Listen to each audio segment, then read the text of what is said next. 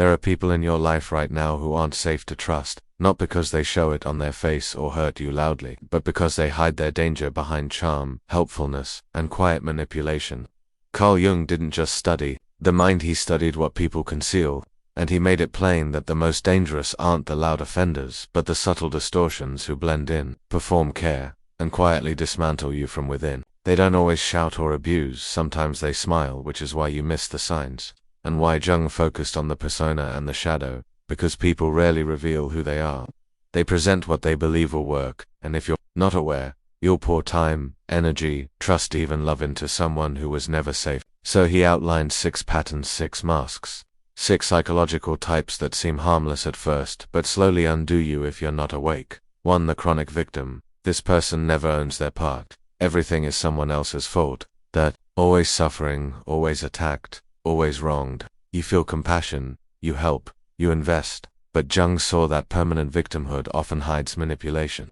Because if you're always the victim, you never have to be accountable, change, or face your own darkness. The chronic victim turns pain into leverage, guilt-tripping, reshaping reality, converting your empathy into obligation. You don't uplift them. You end up carrying them, and they don't seek healing. They seek control. Fused with their shadow, they rarely change because change would cost them the only power they have, your pity, and if you don't step back, you'll feel guilty for not being broken like them. To the charming mirror, the persona traps someone who reflects back exactly what you want to see. Agreeable, supportive, admiring, soothing. At first they feel like your biggest fan, but then you realize you don't actually know who they are. They're not showing anything real, they're mirroring you to win trust. Over-identification with persona turns a person into a mask, leaving the real self hidden, protected, unaccountable. The danger is that they feel safe, yet behind the mask, there's no steady core, no solid values, just mimicry and adaptation. They aren't loyal to you, only to your approval. When your admiration dips, they vanish or turn on you. You didn't meet them, you met your own reflection. Trusting that is like shaking hands with smoke. 3. The passive-aggressive enabler. Subtle and undermining, they don't openly criticize. They nod, support, and then hint, suggest, and erode. You share a dream and hear, "That's ambitious, I just don't want you disappointed." Or, "You're so brave. I don't think I'd risk failing like that." It sounds caring, but Jung framed this as the helper's hidden shadow. They don't attack your choices. They dissolve your confidence through concern, dressing doubt as realism and fear as maturity. If you're not conscious, you'll adopt their limits as your own. They pretend to empower while making sure you never outgrow them, because if you soar without them, they lose their quiet grip and ego fix. So they trim your wings before you can lift off and call it support. For the secret competitor, not competing with the world but with you, they play friend, applaud success, perform happiness, and then pivot the spotlight back to themselves. They minimize your win, redirect the narrative, tell a slightly better story. Jung would say this grows from unconscious inferiority. They don't hate you, they resent what you mirror, their inadequacy. Instead of owning it and growing, they compete in the shadows, copying your ideas, giving backhanded compliments, celebrating only when it keeps them ahead. You can feel the tight praise and forced smile. Ignore it, and you'll trust someone who sees you as a threat. When you stumble, they feel relief, saying, "I worried this might happen. I tried to warn you." Don't rely on someone who can't genuinely clap when it's your turn to win. Now, the last 2, the manipulative wise one and the seductive empath, hardest to spot because they look helpful, healing, profound. They don't control with force, but through your need for love, growth, or clarity. 5. The spiritual narcissist, the wise one. They present as enlightened, grounded, evolved, soft-spoken, quoting philosophy, invoking healing, alignment, shadow work, mindfulness. They seem above conflict and ego, but they're attached to superiority. Jung would call it a split. The conscious mind clings to a spiritual identity while the shadow leaks superiority, control, judgment. They don't argue. They take moral height, making you feel reactive, unhealed, or spiritually below. Challenge them and hear, "That's a trigger. I'm holding space." That's your projection. Do the inner work. It sounds wise, but it's power using spiritual language to invalidate your reality. You can't debate them because they won't admit to conflict. You can't confront them because they pathologize your anger. The more conscious you get, the more they shift the frame to stay above serene and untouchable. Many wise personas are just egos in robes and crystals, concepts masking ambition. The more you trust them, the more dependent and small you become.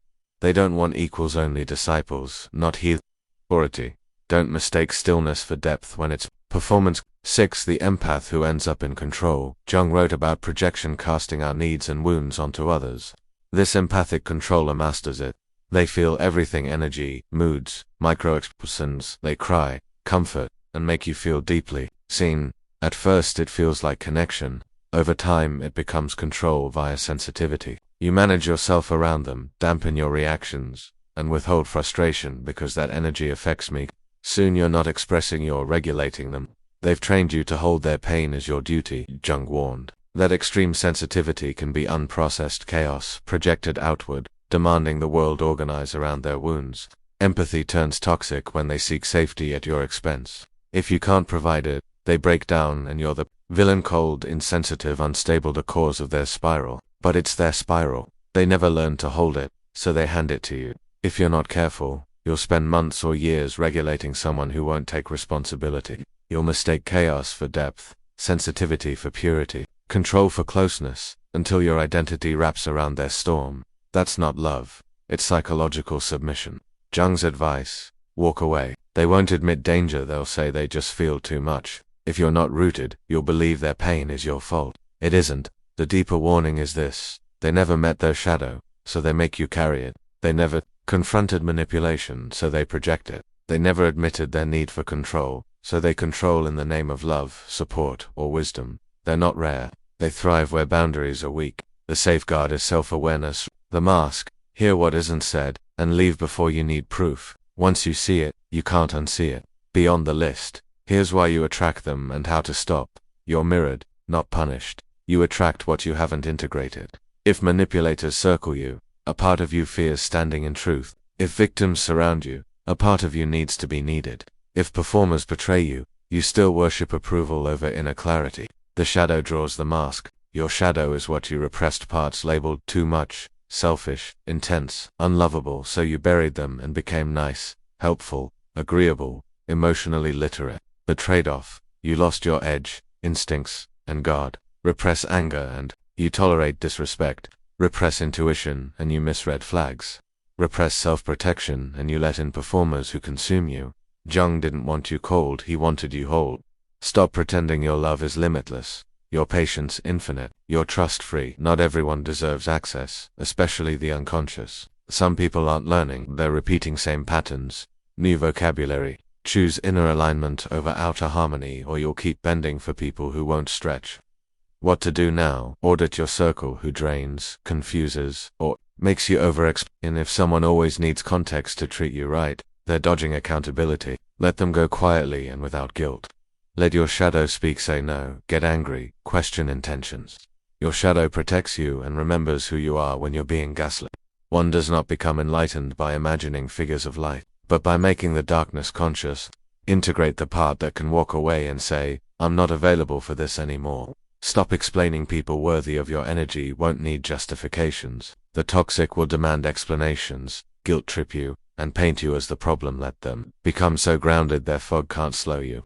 Trust what you felt the first time: the shift, the hesitation, the whisper something's off wasn't paranoia. Your subconscious saw the pattern before your mind. The people Jung warned about arrive with flattery, moving stories, alignment, and healing talk. Time reveals them. Be far enough away that it costs you nothing. Jung didn't want you to fear the world. He wanted you to stop fearing your own knowing. The more shadow you integrate, the fewer toxic people get close, not because you hide, but because your field won't admit them. You stop explaining, fixing, and justifying your standards, and without raising your voice you become someone no manipulator can reach. No narcissist can fool, no rival can shake awake, whole, and impossible to trick.